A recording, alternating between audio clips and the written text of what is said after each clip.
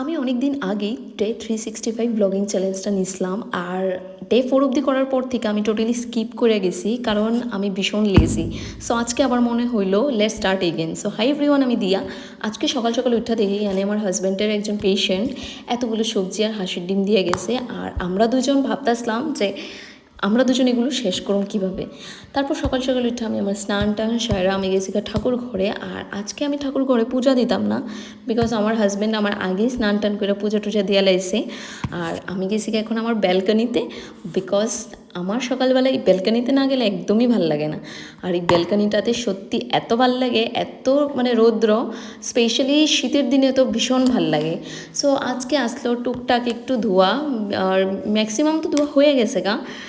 এই মশলার কৌটাটা খালি বাকি আসলো, তো আমি ভাবলাম স্নানের আগে এটা আমি ধুইয়া রাখা যায় এখানে। তো এটা দেখলাম শুকাই গেছে গা।